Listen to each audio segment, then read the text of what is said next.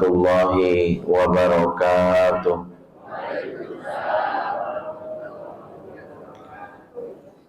Innal hamdalillah nahmaduhu wa nasta'inuhu wa nastaghfiruh wa na'udzu billahi min syururi anfusina wa sayyiati a'malina. Man yahdihillahu fala mudhillalah wa may yudlil fala hadiyalah. Asyhadu an la ilaha illallah wahdahu la syarikalah wa asyhadu anna Muhammadan abduhu wa rasuluhu alladzi la nabiyya ba'dah.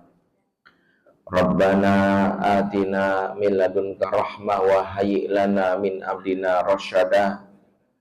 Rabbis shrah li sadri wa yassir li amri wahlul 'uqdatam min lisani yafqahu qawli wa ba'du. Ikhwatal iman, a'azakumullah jami'an.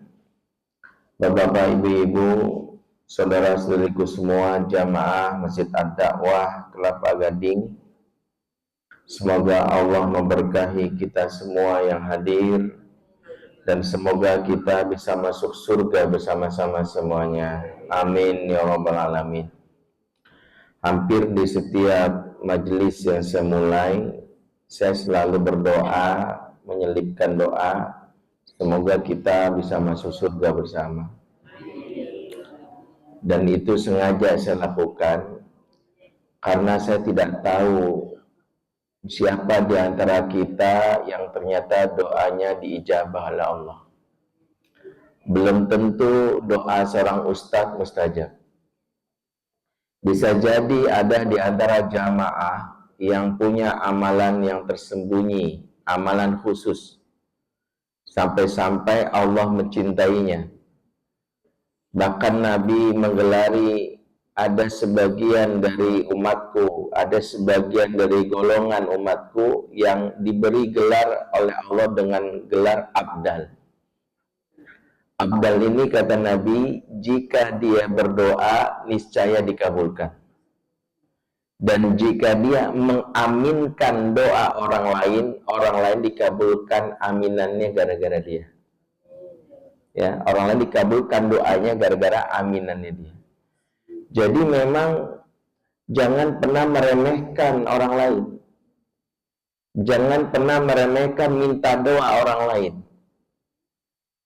Bisa jadi orang yang kita pandang sebelah mata, orang yang bisa jadi dia memiliki amalan yang begitu Allah cinta kepadanya.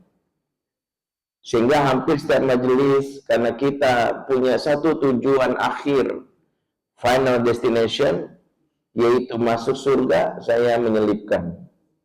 Dan itu kenapa saya memulai dengan doa dan mengajak jamaah mengaminkan. Jadi inilah diantara yang saya minta dan saya harapkan. Begitu juga kita sekarang, seraya saya berdoa, di mana hari ini kita berkumpul bersama di rumah Allah, di majelis, di Masjid Ad-Da'wah ini, kelak Allah akan kumpulkan kembali kita di surganya Allah Subhanahu wa Ta'ala. Salam cinta saya buat Ananda. Saya lihat ada anak-anak di belakang. Mana ya anak-anak di barisan, ibu-ibu ada? Masya Allah, lambaikan tangan mau Ustaz. Ya. Anaknya bukan mamahnya, mama jadi anaknya aja cukup.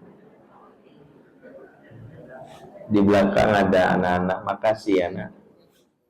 Di antara tugas kita, dan ini sering kita remehkan, tugas kita itu kalau di majelis ilmu dan di masjid ada anak-anak hadir, contohlah Nabi.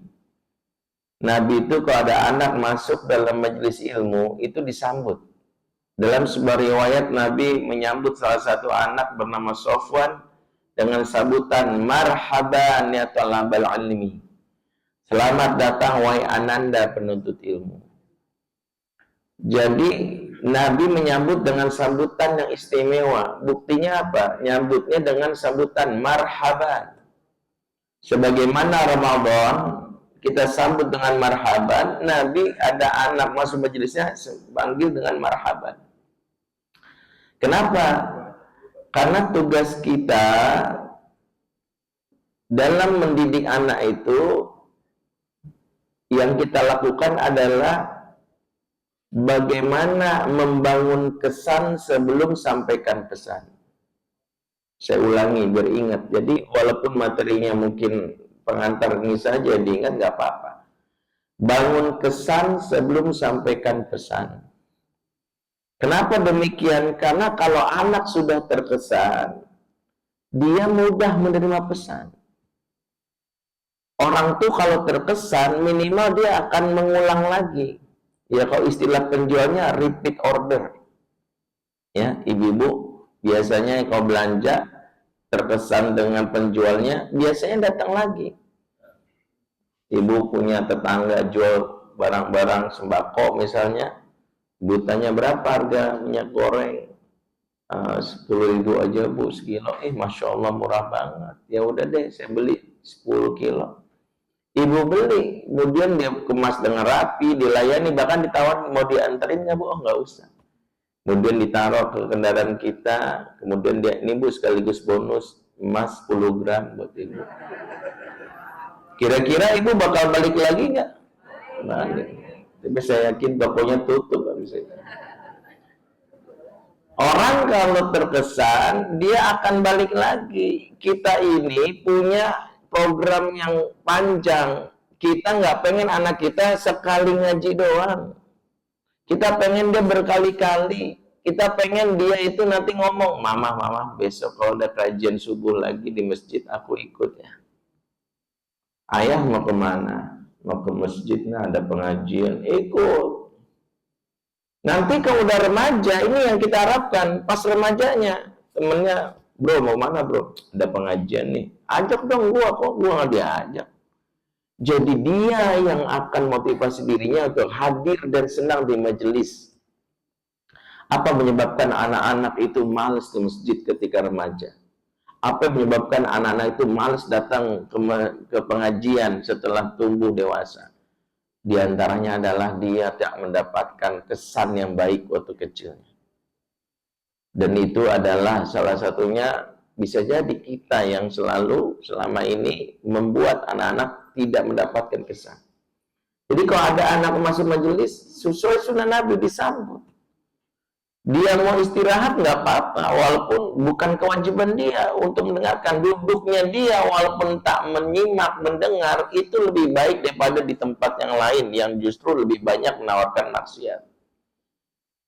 Mau tidur-tiduran gimana Ustaz? Biarin. Memang bukan kewajibannya. Ya. Kalau sudah berisik gimana? Kalau udah berisik kita ingatkan, kita tegur, kalau perlu kita bawa keluar. Kalau dia sudah nggak nyaman. Karena ada hak orang lain juga yang kita perhatikan. Makanya sekali lagi sebagai pengantar, kita juga doakan anak-anak kita ini. Ya. Dan tak boleh bosan mendoakan anak. Apalagi di bulan Ramadan. Ini bulan Ramadan ini diantaranya bulan yang harus penuh dengan doa. Karena rangkaian ibadah Ramadan diselipkan satu ayat tentang doa. Wa idza sa'alaka ibadi anni fa inni qarib. Ujibu da'watad da'i, dan jika hamba-hambaku bertanya kepada Muhammad tentang aku, katakan aku dekat. Aku mengabulkan setiap permintaan. Ayat 186 dalam Al-Baqarah ini diselipkan di rangkaian ayat Ramadan dari mulai 183. Apa pesan Quran? Ayat ini mengingatkan bahwa rangkaian ibadah Ramadan banyak berdoa. Terutama terhadap anak kita. Karena begini ya, doa itu ibarat kayuhan sepeda. Sementara harapan kita terhadap anak kita itu seperti jarak tempuhnya. Ada orang tuh punya harapan tinggi sama anaknya. Tapi maaf, dia jarang berdoa. Dia itu ingin menempuh jarak sampai Bogor, tapi malas mengayu, padahal pakai sepeda. Kalaupun dia mengayu, baru dia nyampe misalnya dari Kelapa Gading ke Bogor, baru nyampe misalnya di daerah Depok, udah komplain. Kayaknya nggak sampai-sampai. Bukan nggak sampai, dianya yang kurang mengayu. Makanya bisa jadi bukan doa kita yang tadi kabulkan, tapi kitanya yang malas mengayu. Sekiranya kita mengayu terus, sampai juga ke tujuan. Makanya kenapa di antara yang sering orang tua pusingkan, Ustaz, kenapa sih anak saya udah saya doain nggak juga berhasil? Mungkin harapan ibu belum sebanding dengan kayuhan yang ibu lakukan. Sering-sering aja, sering-sering doa, apalagi di bulan Ramadan ini. Ya, masalahnya adalah kita ini, maaf ya, malas berdoa. Tahu nggak kenapa kita malas berdoa? Biasanya karena mengandalkan modal. Maaf nih, maksudnya gimana Ustadz ya? Saya pernah diundang sebuah pesantren, alumni pesantren putri. Dia ngundang karena ada acara reunian. Saya diminta hadir. Ketika saya datang disambut salah satu alumninya. Assalamualaikum Ustadz. Waalaikumsalam. Ustadz masih kenal saya. Saya kebetulan memang kenal salah satu santri alumni ini, memang terkenal di angkatannya. Oh iya, kamu saya kenal. Alhamdulillah. Kalau fulanah teman saya, Ustadz kenal nggak? Saya langsung ingat, oh dia, iya, saya kenal juga. Dia kan pesaing kamu ya, di angkatan kamu. Dia senyum. Ustadz, afwan mau nanya, tapi Ustadz jangan marah ya. Iya, apa? Saya mau tanya, saya sama fulanah kan cakepan saya Ustadz ya. Saya diam. Maksud saya nggak komentar. Dan saya kan lebih pinter ya Ustadz daripada si fulanah itu ya. Saya bilang, apa maksud dibalik pertanyaan kamu? Enggak, saya heran aja. Saya kan sama fulanah bareng lulus 2 tahun yang lalu. Tapi fulanah baru lulus langsung dapat jodohnya. Jodohnya ganteng, keren, habis Quran, anak orang kaya. Pokoknya ikhwan idaman banget deh. Saya pengen yang kayak gitu, sampai sekarang nggak dapat. Bingung saya Ustadz. Kemudian saya bilang, duduk deh sebentar. Kamu mau tahu nggak bedanya kira-kira kamu sama dia selain dia di bawah kamu kecakapan dan kepintarannya? Saya nggak tahu Ustaz. Nah dengerin ya. Bedanya dia sama kamu, dia yang di bawah kamu bisa jadi lebih sering berdoa dibandingkan kamu. Karena kadang resiko orang cakep dan pintar kayak kamu malas berdoa. Karena ngandelin modal. Kan saya cantik, karena saya pinter, masa sih nggak ada yang mau?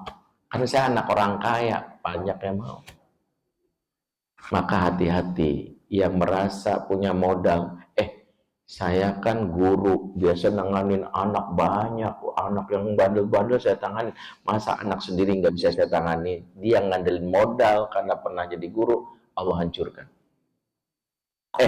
Saya kan psikolog. Saya ini psikolog loh. Biasa nanganin anak bermasalah dari yang mabuk, judi, zina, kecanduan, saya tanganin. Dia lupa berdoa, Allah hancurkan. Saya kan praktisi parenting, misalnya saya penulis buku saya bestseller semua. Saya lupa berdoa, Allah hancurkan. Makanya hati-hati, jangan terjebak dengan korun parenting. Tahu korun parenting? Seperti korun yang ketika udah sukses, dia ngomong sama Allah begini, innama utituhu ala ilmin indi. Sesungguhnya aku peroleh ini semua atas ilmu yang kumiliki. Dia bilang karena ilmunya. Bukan karena ilmunya. Karena Allah. Makanya hati-hati. Jadi jangan ngerasa, ya kan gue manajer keuangan, masa gue nggak bisa ngurus keuangan di sini. Gue kan praktisi bisnis, lupa doa deh. Hati-hati. Makanya kita semua hari ini menundukkan diri di hadapan Allah. Kita berdoa khusus buat anak-anak yang hadir. Mana tadi tidur ya? Yang di belakang juga kita doakan semoga jadi anak yang soleh dan soleha, jadi pemimpin bagi orang-orang bertakwa. Rabbana hablana min azwajina wa dzurriyyatina qurrata a'yun waj'alna lil muttaqina imama. Rabbana hablana min ladunka dzurriyyatan thayyibatan wa minas sholihin innaka sami'ud du'a. Amin ya rabbal alamin. Udah doa berarti selesai. Udah. Langsung saya jawab. Jamaah yang dimuliakan Allah, alhamdulillah di hari ke-9 Ramadan kita bisa hadir dalam majelis ini mengisi datangnya waktu syuruk, dan ini kebiasaan yang wajib kita rutinkan. Menghidupkan waktu subuh, ihya'ul fajr, tanda-tanda kebangkitan umat dilihat dari subuh yang produktif. Sebaliknya, tanda-tanda kehancuran umat dilihat dari subuh yang tidak produktif, tidur. Hukumnya tidur habis subuh makruh. Dan ini disampaikan para ulama. Makanya Ibnu Umar tuh sampai marah kalau anaknya ada tidur habis subuh, kecuali kalau sakit. Karena dia menyelisihi doa Nabi. Nabi itu sengaja doa, Allahumma barik li ummati fi bukuriha. Ya Allah, berkahilah umatku di pagi harinya. Jadi malaikat hari ini datang, pagi ini mencatat. Ya, gue takut bukan malaikat maut yang datang. Ya, malaikat yang mencatat orang-orang yang hadir, yang dia dalam hal ini menghidupkan waktu subuhnya. Kalau nggak ada kajian, setidaknya dia menghidupkan waktu subuhnya dengan tilawah Quran. Dia berzikir, membaca buku yang manfaat semuanya. Kalau udah ngantuk banget, dia nunggu datang waktu syuruk selesai, baru boleh tidur. Ya. Dan kali ini kita menghidupkan waktu subuh. Anak-anak kita juga gitu, biasakan. Supaya terjaga di waktu subuh. Walaupun mungkin belum biasa, tapi biasakan. Dan ketika di waktu ini semangat kita dalam ibadah Ramadan tentu kita pelihara, karena kita masih berada di sepertiga dari waktu yang kita jalani. Perjalanannya masih 2/3 lagi. Apa yang melatar belakangi kita semangat ibadah Ramadan? Semoga kita termasuk orang yang terinspirasi dari surat Al-Baqarah yang menyapa kita dengan sapaan ya ayyuhalladzina amanu kutiba alaikumusiyam. Hai orang-orang beriman, diwajibkan atas kamu puasa. Makanya yang membuat kita bisa puasa bukan karena kita ini fisik yang kuat, tapi karena iman yang menguatkan. Apa Bapak kok udah sepuh masih puasa Pak? Karena ada iman. Walaupun kalaupun dia nggak puasa nggak masalah. Dia boleh saja karena mungkin dia sakit, nggak sanggup, nggak apa-apa. Tapi ada orang yang dia semangat puasa karena dia punya iman. Iman itu menguatkan. Sehingga modal dasar kita berpuasa itu adalah karena keimanan. Karena sebagaimana kata para ulama, ketika Allah menyapa manusia dengan ya ayyuhalladzina amanu, hai orang beriman, maka ayat setelahnya itu adalah syarat keimanan. Sehingga puasa itu merupakan syarat keimanan. Ini yang pertama kita lakukan selama Ramadan. Tapi harus kita ingat juga bahwa Allah menyapa manusia dengan ya ayyuhalladzina amanu bukan cuma urusan puasa. Dan ini yang sering kita lupakan ayat lainnya. Allah berfirman dalam surah At-Tahrim ayat 6, ya ayyuhalladzina amanu qu anfusakum wa ahlikum naro. Hai orang-orang beriman, jaga dirimu dan keluargamu dari api neraka. Ternyata untuk menjaga diri dan keluarga sebagai tanggung jawab, Allah menyapa dengan sapaan ya ayyuhalladzina amanu. Ayatnya sama, sapaannya sama. Maka jangan kita memilah-milah ayat. Giliran puasa semangat luar biasa, tapi giliran mendidik anak dan keluarga, kita seolah-olah nggak peduli. Padahal sapaannya sama, ya ayyuhalladzina amanu. Maka orang tua yang berimanlah yang dia aware bahwa dia punya tanggung jawab dalam urusan pendidikan di keluarganya, khususnya bagi pasangan dan anaknya. Secapek-capeknya, sesibuk-sibuknya Ibrahim, dia tetap peduli terhadap urusan pendidikan anaknya. Pada Ibrahim ayah yang jarang pulang. Dari mana kita tahu Ibrahim itu saat jauh di rumah, saat jauh dia selalu mendoakan anaknya. Ini bentuk kepeduliannya, dan doanya merupakan bagian dari visi misinya sebagai ayah. Ini penting buat kita sebagai laki-laki para ayah. Karena hari ini yang menjadi tema utama, isu utama negeri ini adalah anak ada ayah tetapi yatim. Fatherless. Ini yang mengerikan. Saya mengumpulkan data-data yang kalau kita telusuri, ini memang cukup mengerikan. Mulai data-data LGBT yang sekarang marak. Saya baru pulang di Pekanbaru semalam. Ya, dari Dumai ngisi di Pekanbaru, ngisi Dumai di transit Pekanbaru. Di Pekanbaru itu sudah muncul grup WhatsApp anak SD pencinta sesama jenis. Ya, grup WhatsApp-nya. Anak SD sudah punya community untuk mengakomodir yang LGBT. Dan ternyata saya juga baru tahu itu di Pekanbaru, daerah yang tentu lebih di bawah DKI, nggak boleh nyebut DKI ini, DKJ. Di bawah Jakarta, nggak kebayang Jakarta gimana. Saya diminta sebagai konsultan lembaga peduli sahabat, lembaga yang concern memperbaiki penyimpangan seksual yang terjadi hari ini, dan kami melakukan investigasi. Bahkan di Facebook sudah muncul grup yang menamakan dirinya Jaringan Santri LGBT. Membernya itu sampai 2023 saya belum update lagi, 7.000 member. Di dalam grup tersebut mereka didoktrin bahwa LGBT sah menurut pandangan agama berkat sebuah buku yang ngaco yang ditulis oleh alumni IAIN Semarang, judulnya Indahnya Pernikahan Sejenis. Buku ini sudah lama terbit dan sudah dibantah oleh Dr. Aden Husaini, pakar pemikiran Islam dari INSIS, sekaligus Ketua Umum Dewan Dakwah Islamiyah Indonesia. Ya, buku ini jadi bahan mereka. Ini buku yang mendoktrin. Dan memang LGBT ini yang mengerikannya, mereka itu bisa berkembang biak atau beranak pinak karena mereka bisa mengincar target mereka yang disinyalir punya bakat LGBT yang dinamakan SSA. SSA itu same sex attraction. Dan anak SD itu punya peluang ini dilihat.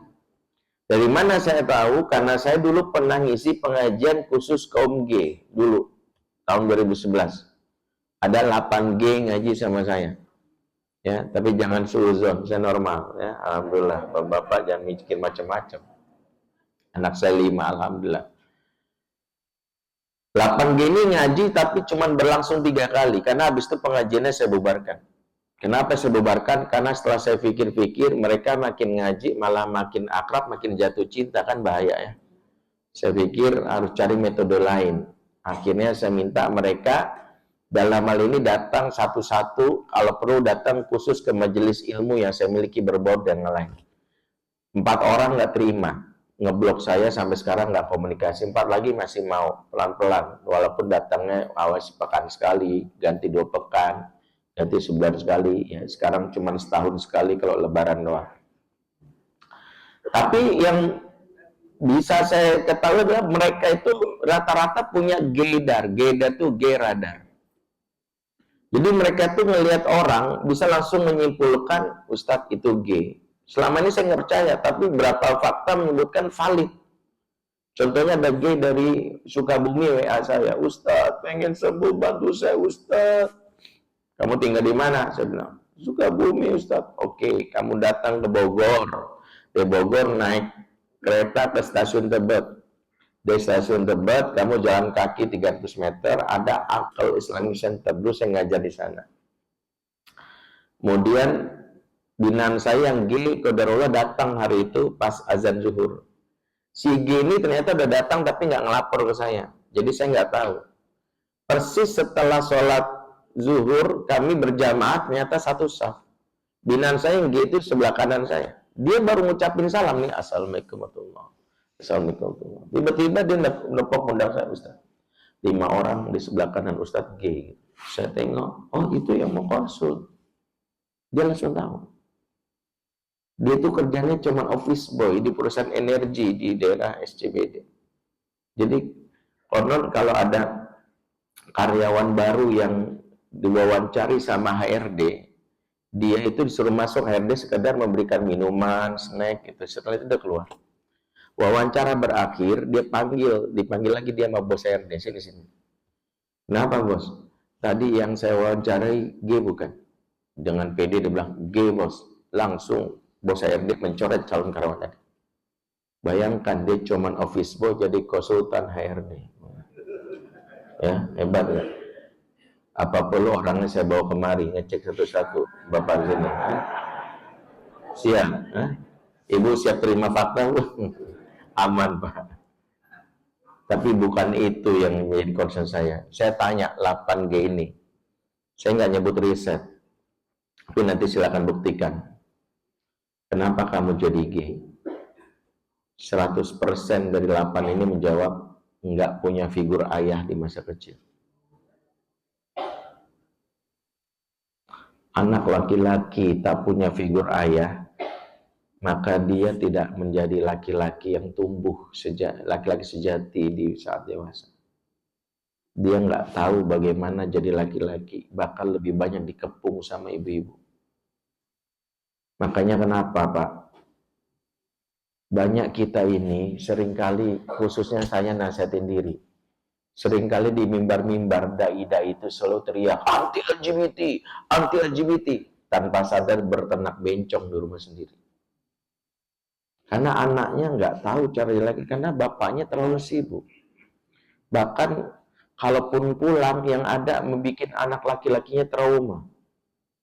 Trauma itu pintu yang membuat anak laki-laki nggak mau jadi laki-laki. Dia membenci kelaki-lakian dan akhirnya lebih milih jadi perempuan. Silakan tanya. Makanya saya berani kalau ada lelaki yang kemayu, ya, yang disebut lelaki presto, ya, bertulang lunak itu. Ya, presto kan bertulang lunak. Itu tanya aja dia. Tanya deh sama yang kayak gitu. Lu deket nggak sih sama bapak lu? Biasanya dia berani mengatakan nggak punya figur bapak. Jadi kenapa hari ini kita hubungkan ayat Ramadan dengan sapaan Allah? Kenapa kita harus waspada ini? Itu yang anak laki-lakinya. Yang anak perempuannya sama mengerikannya. BKKBN tahun 2003 itu launching riset nasionalnya. Entah Bapak dan Ibu sudah tahu atau tidak. Tahu bunyi risetnya? 60% anak perempuan di Indonesia umur 16 sampai 17 tahun tidak lagi perawan. Berapa tadi angkanya? 60%. Itu besar atau kecil? Besar sekali. Saya tuh waktu diterima data ini dari salah satu petinggi BKKB nangis ya, bingung. Kok bisa mau terima nurani saya kayak nolak, masa sih? Tapi mau nolak, ini kan data resmi. Saya mau bantai gimana? Dia berani berujar bahwa kami lakukan riset kok. Sekarang saya tanya, anak 16 sampai 17 tahun sekolahnya tingkat berapa? SMA. Coba deh datang ke SMA terdekat di sekitar sini, nggak usah sebut nama atau mereknya. Kita masuk ke kelasnya. Di kelas tersebut ada 40 siswa, dibagi 2, 20 siswa laki, 20 siswi perempuan. Riset ini berani mengklaim, berdasarkan data ini, di kelas ini 12 orang udah nggak perawan. 60% kali 20, 12. Yang mengerikan, jangan-jangan itu anak kita. Jangan-jangan, itu ponakan, atau jangan-jangan itu calon mantu kita. Astagfirullah. Maka ini yang hari ini ngeri, dan saya juga mencari apa penyebabnya. Maaf kalau saya harus ngomong lagi Pak, ini kenapa saya ngomong ketika bicara parenting itu, saya ngomong di hadapan para bapak. Karena parenting itu selama ini adalah ilmu yang kayaknya buat ibu doang. Padahal kalau kita bahas dari sisi Al-Quran, sapaan pertama Allah, ya ayyuhalladzina amanu qu anfusakum, itu buat laki-laki Pak. Tahu dari mana? Kum itu dalam bahasa Arab jamak lil mudzakkar, lil mukhatab. Jamak buat laki-laki. Kalau perempuan itu namanya kunna. Wahai orang beriman, jaga diri kalian. Kum itu buat laki-laki. Jadi yang diminta menjaga diri keluarga itu laki-laki, bapak-bapak yang beriman. Sehingga wajarlah Nabi mengatakan di hadis Nabi yang sahih riwayat Imam Muslim, Warrajulu ra'in fi ahlihi wa huwa mas'ulun an ra'iyati. Seorang laki-laki kepala bagi keluarga, dan di akhirat dia dihisap lakukan semua keluarga. Jadi seorang ayah itu ditanya nanti. Makanya kenapa banyak sekali kasus-kasus hari ini karena fatherless. Tadi kayak anak laki-laki kita, mereka itu Indonesia itu bahkan sebut fatherless country. Bayangin ya, anak 0 sampai 2 tahun ibunya yang ngasuh, ya kan? Kalau ibunya bekerja, ditaruh ke pembantu babysitter. Pembantu babysitter ibu-ibu atau bapak? Ibu-ibu. Masuk playgroup, cari playgroup terdekat di sini. Banyakkan ibu atau bapak gurunya? Bu. Masuk TK di sekitar sini, tanya, banyakkan ibu atau bapak gurunya? Masuk SD kelas 1, kelas 2, banyakkan ibu atau bapak gurunya? Ibu lagi. Jadi umur golden age 0 sampai 7 tahun yang lebih banyak ibu-ibu. Jadi wajar anak kita itu yang laki-laki nggak tahu cara jadi laki-laki. Dia bingung di sekolah, di kelas ya, diceritakan kisah Umar bin Khattab, tapi yang cerita ibu guru. Kan nggak nyambung.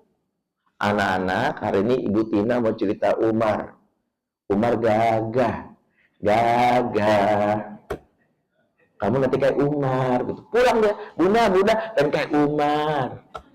Umar kok kayak gini? Kata Ibu Tina, Umar gagah. Lah kok bisa kayak gitu? Karena yang ceritanya Ibu Tina, nggak salah Ibu Tina. Harus cerita bapak-bapak di sini. Umar, nggak kelihatan Umar yang rahangnya keras, otot bisnya nggak kelihatan, orang kelihatan ibu-ibu. Jadi dia tahu gagah, tapi salah mempresentasikan gagah. Yang bercerita Umar bapak-bapak di sini harusnya. Itu yang anak laki-laki, anak perempuan sama. Dan anak perempuan rata-rata kenapa hilang keperawanan? Saya sampai harus belajar di Malaysia, di University Putra Malaysia, jurusan Family Ekologi. Saya setelah lulus S1, saya lulus dari UI, Universitas Indonesia, dan Mahat Utsman bin Affan dari Dubai. Kemudian saya mau lanjut S2, cari yang jurusan family. Di Asia Pasifik, kampus yang bahas family cuma 2. Yang pertama di Australia, Newcastle University, kampus yang 400 km dari Sydney ke arah tenggara. Itu dia punya jurusan nama Family Studies. Profesornya nama Alan Hayes. Alhamdulillah saya sudah berkunjung ke sana. Rencana melanjutkan S2, S3 sana, tapi saya urung. Saya nyari pertimbangan lain sampai ada kampus lain yang dekat Malaysia, University Putra Malaysia, fakultasnya Human Ecology, jurusannya Family Ecology, ada di sana.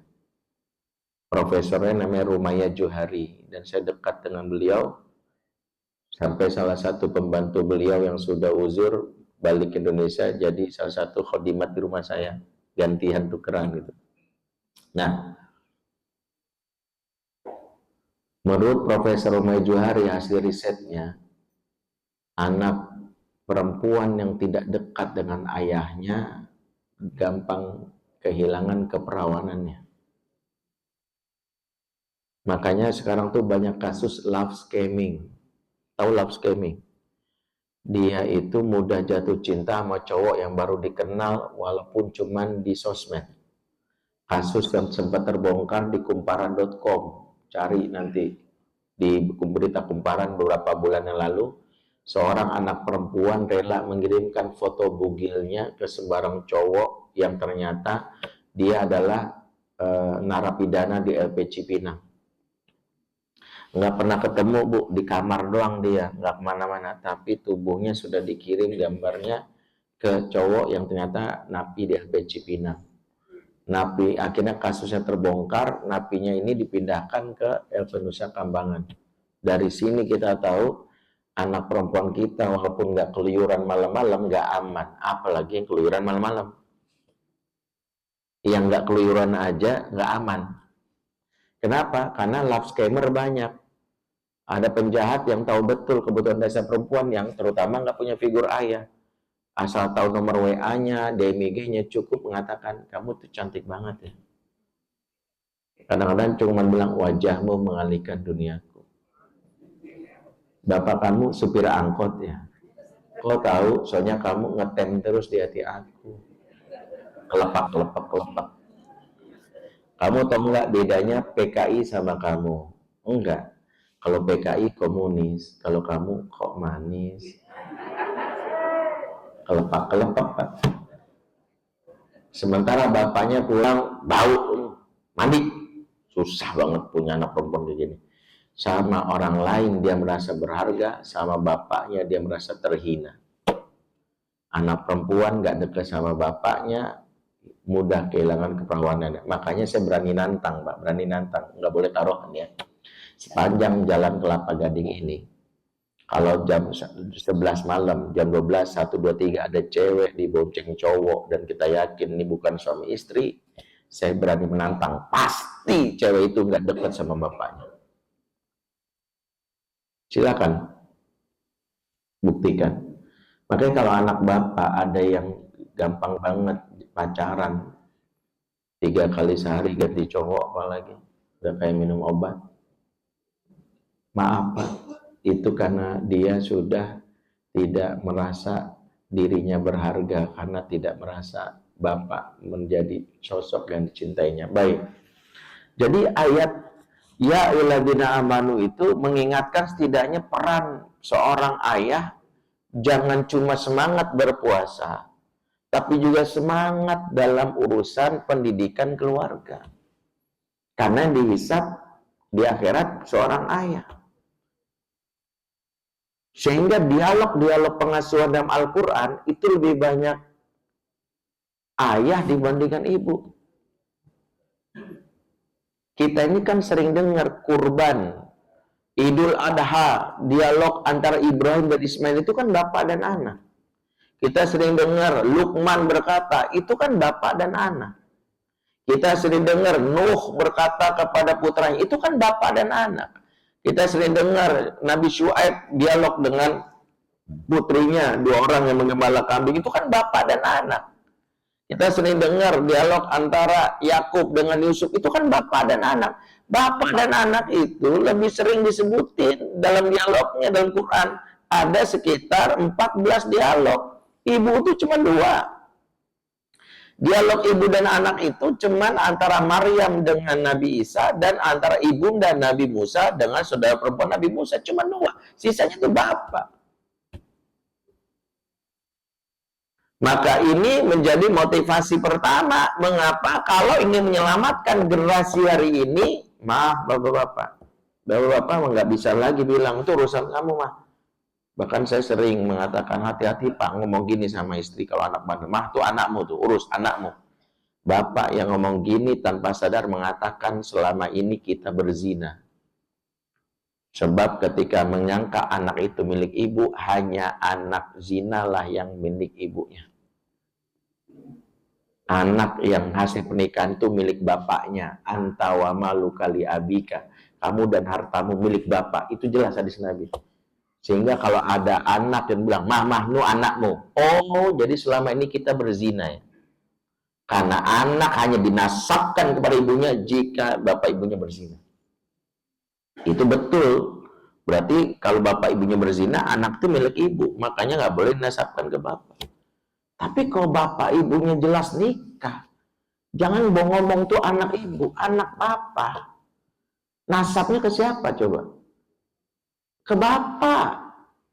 Sehingga ini yang harusnya membuat kita sadar. Sehingga dalam Islam, tanggung jawab seorang ayah itu berat. Saya ini ngomong ini sambil bergetar loh. Saya ini berat tanggung jawabnya. Saya akan ditanya nanti dari kiamat tentang anak saya. Sesibuk-sibuknya saya harus tahu anak saya. Jangan sampai di akhirat saya nggak bisa jawab pertanyaan Allah. Dan saya nggak bisa berpaling ketika ditanya, bagaimana begini, saya nggak bisa ngeles. Ya Allah, ntar dulu saya tanya istri saya dulu ya Allah. Istri saya dihisap di mana ya? Nggak tahu saya. Saya harus jawab. Ya, ini Ini bapak-bapak kayaknya pada menyesal ikut kajian saya ini. Ya Allah. Jadi kita jadi tanya gitu. Biarin deh saya ngomong agak nyelekit kali ini. Ya kalau diundang nggak diundang lagi bodoh amat saya bilang. Biarin lah. Sekali juga nggak apa-apa sih. Saya sih kalau ngomong udahlah. Yang penting saya karena saya udah gemes Bu sama negeri ini generasinya. Sedih gitu. Saya bilang selama ini kenapa saya sampai nulis buku tentang sosok ayah karena itu. Jadi ayah itu jadi tokoh utama harusnya. Bagi anak laki-laki, ayah itu adalah superhero pertamanya. Bagi anak perempuan, ayah adalah cinta pertamanya. Tapi Ustadz gimana kalau anaknya yatim? Bapaknya udah wafat. Nabi Muhammad yatim atau bukan? Yatim. Lihat firman Allah surah Ad-Duha. Alam yajidka yatiman. Bukankah Allah temukan engkau Muhammad dalam keadaan yatim? Fa'awah, Allah naungi kamu. Apa maksud Allah naungi kamu? Allah ganti keyatimannya dengan figur ayah pengganti. Nabi Muhammad ayahnya wafat, tapi tidak hilang figur ayahnya. Siapa yang menggantikan figur Abdullah dalam kehidupan Nabi Muhammad yang pertama? Ada yang tahu? Enggak. Yang bisa jawab saya kasih hadiah buku. Di luar ada buku saya. Siapa? Nah, bukan. Siapa namanya? Ibu benar tuh, suaminya Halimah Sa'diyah, tapi belum bisa saya benarkan. Namanya siapa? Hampir aja Ibu udah jawab. Tapi nggak apa-apa deh Bu, saya kasih Bu. Nanti di luar ada buku, Ibu minta satu ya. Namanya Al-Harith bin Abdul Uzza As-Sa'di. Suami Halimah yang jadi ayah dari 0 sampai 5 tahunnya Nabi. Jadi Nabi itu dirawat di Bani Sa'ad. Nabi dirawat di Bani Sa'ad. Di Bani Sa'ad itu kaum yang tidak punya kampung. Dia itu nomaden, bergerak. Mereka kerjaannya gembala kambing. Ngelihat ada lahan nih, rumput luas, bikin tenda yuk di sini. Udah bikin tenda. Nabi tinggal di situ berlari-larian, diajak sama Al-Haris, gembala kambing. Kemudian lahannya habis karena dimakanin kambing, cari bergerak lagi begitu. Setelah 5 tahun kan Nabi disembelih tuh, dadanya takut tuh, yang namanya Al-Haris, khawatir kenapa, balikin, dibalikin ke Aminah. Setelah itulah dikembalikan ke kakeknya mengasuh. Nggak lama, setahun 2 tahun wafat kakeknya, barulah digantikan oleh pamannya. Jadi ayahnya Nabi itu selalu ada. Dari sini kita harus tahu bahwa yatim itu bukan penghalang anak kehilangan figur ayah. Harus ada ayah dalam kehidupan dia, yang terutama dari jalur nasab. Itulah kenapa fungsinya wali. Wali nasab itu bukan cuma ngurusin nikah. Salah selama ini. Dia bertanggung jawab terhadap kebutuhan orang yang di bawah perwaliannya. Kalau bapaknya wafat, saya punya keponakan, abang saya itu tinggal di Kalimantan. Saya sempat bilang abang saya, ketika dia bangkrut, dia bilang, gimana nasibnya? Kalau aku meninggal gimana? Kalau lu meninggal, gua sebagai paman anak lu gak bakal cuek. Gak ada ceritanya dalam Islam tuh paman cuek itu dihisap. Karena dia tuh wali, aku tuh wali dari anakmu. Dan istri saya juga saya tahu, jangan cemburu kalau aku kirim ke ponakanku yang bapaknya bangkrut. Dia juga tahu, karena aku walinya. Aku nggak bisa membiarkan ponakan yang jadi itu aku cuekin, nggak bisa. Dan istri saya tahu itu. Nggak punya bayaran sekolah, bayarin. Tinggal abang saya gimana caranya dia bertanggung jawab. Seorang laki-laki kasih modal kerja biar dia jangan ngandelin obatin orang. Emang begitu fungsi wali. Saya ponakan saya kalau kenapa-napa saya tanggung jawab. Wali itu begitu. Jadi bukan wali nanti didatangin mau nikahin doang. Ya. Nah, Allah jelaskan dalam Al-Quran tanggung jawab seorang ayah. Dan Allah mulai dengan sapaan, ku anfusakum, jaga dirimu, wa ahlikum, berarti mulailah dengan diri sendiri. Disinilah mengapa ayah dan bunda ketika ingin mendidik anak, mulailah memperbaiki diri. Sebab parenting is about us as a parent. Parent itu tentang kita jadi orang tua.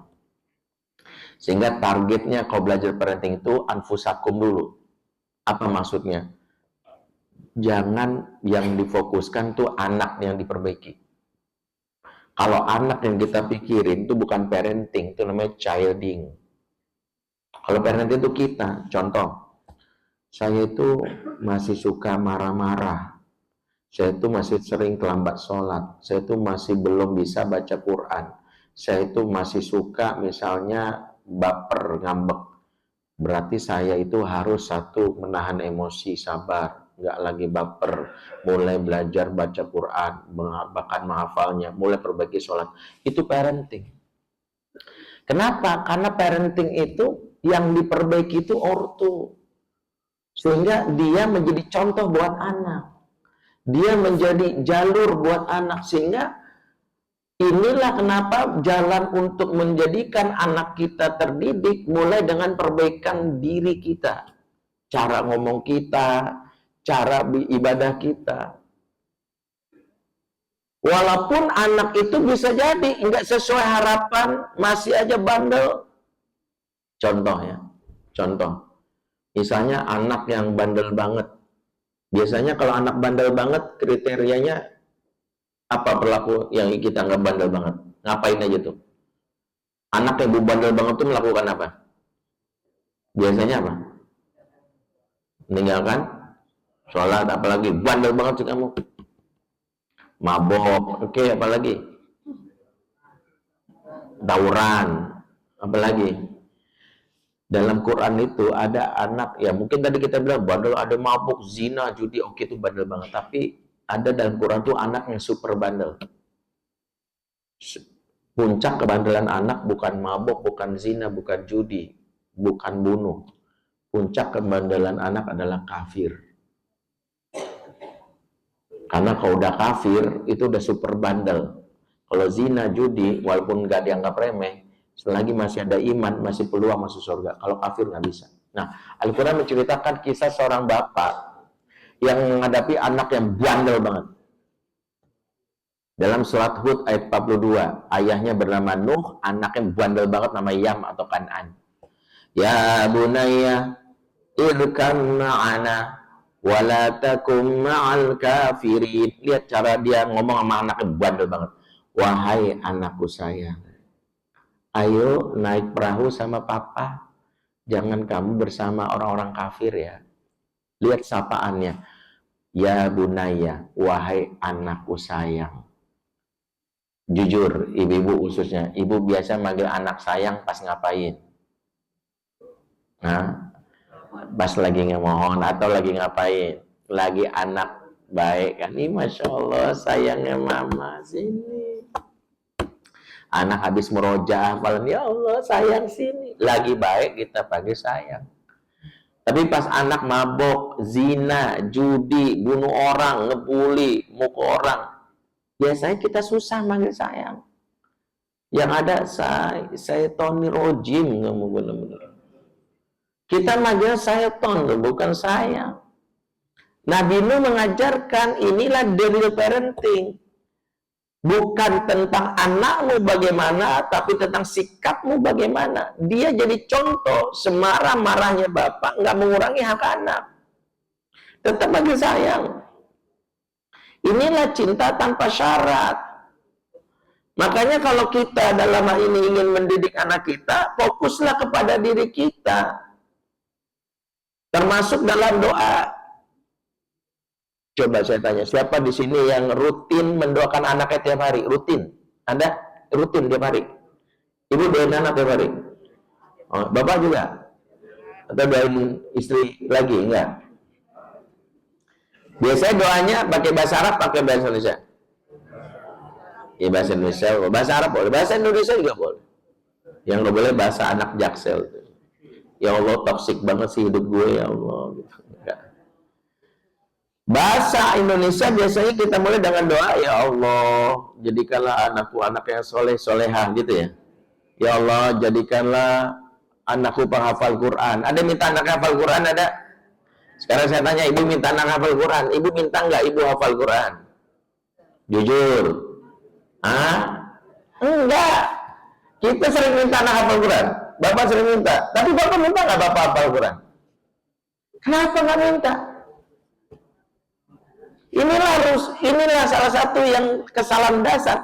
Kita sering minta anak soleh, lupa minta ortu soleh. Kita sering minta anak kita nggak minta hafal Quran. Makanya nggak nyambung nanti. Saya punya anak 5, 2 laki, 3 perempuan. Anak saya penghafal Quran. Pas dia sudah 15 juz hafalannya, saya ngomong gini, Masya Allah abang nih udah bentar lagi sudah hafal Quran. Kalau hafal sampai 30 juz, nanti di akhirat abang kan mahkotai abi nanti sama umi di surga. Terus dia ngomong gini, terus yang mahkotai nenek siapa? Aku lagi.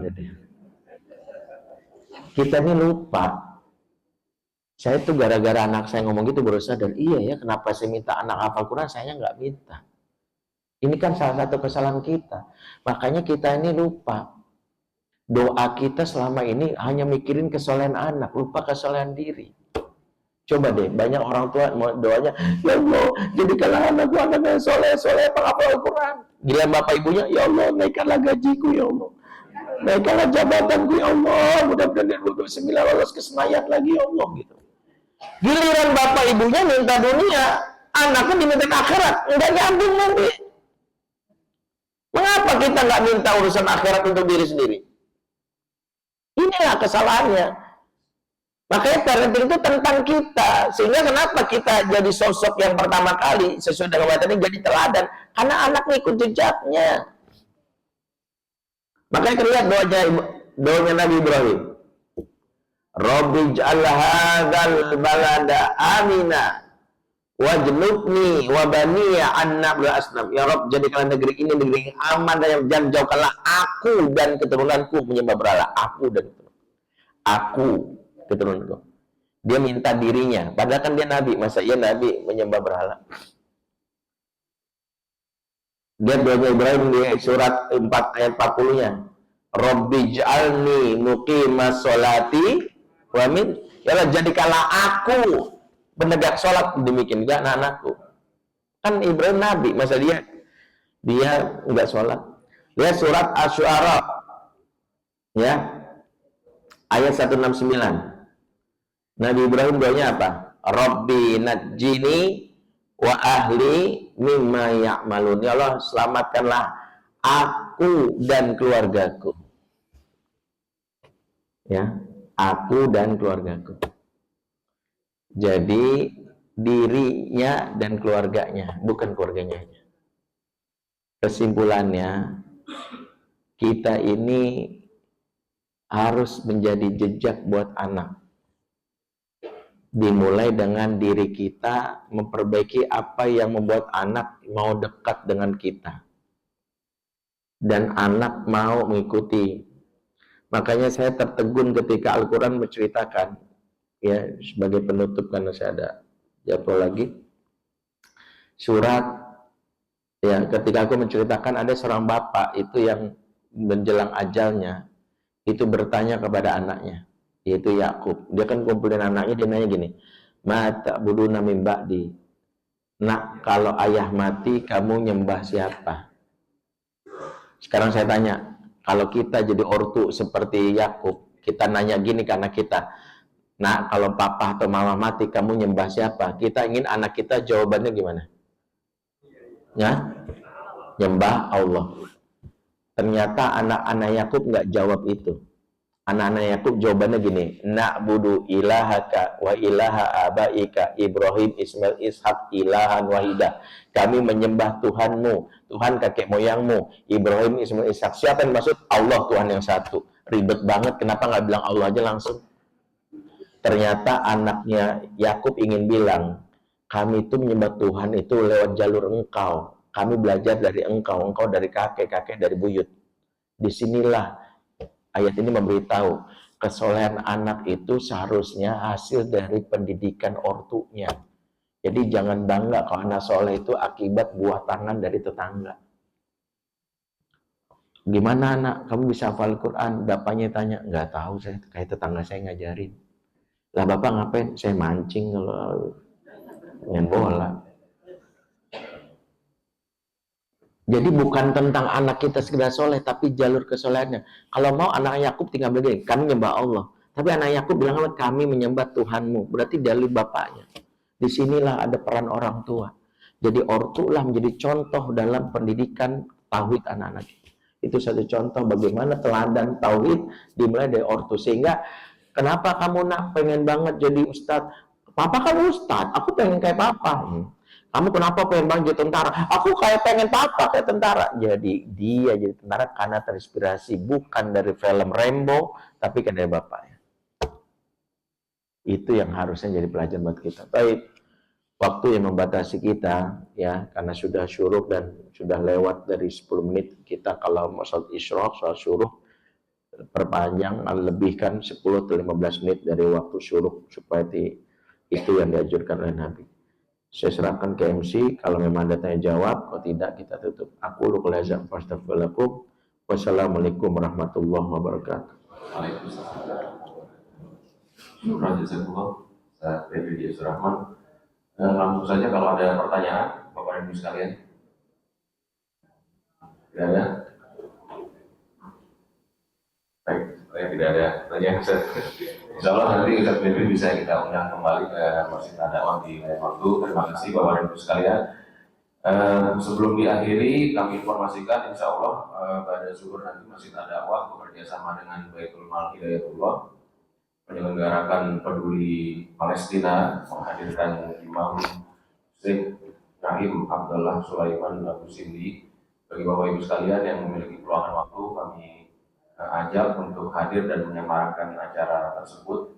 Insya Allah juga nanti akan diimami oleh imamnya langsung dari Palestina, dan insya Allah kita berikan infak terbaik kita untuk saudara-saudara kita di Palestina, meringankan beban dan penderitaan mereka. Kita akhiri majelis salim pada kesempatan subuh ini dengan membaca doa kafaratul majelis. Subhanakallahumma wa bihamdika asyhadu an la ilaha illa anta astaghfiruka wa atubu ilaik. Kurang lebihnya mohon maaf. Assalamualaikum warahmatullahi wabarakatuh. Waalaikumsalam.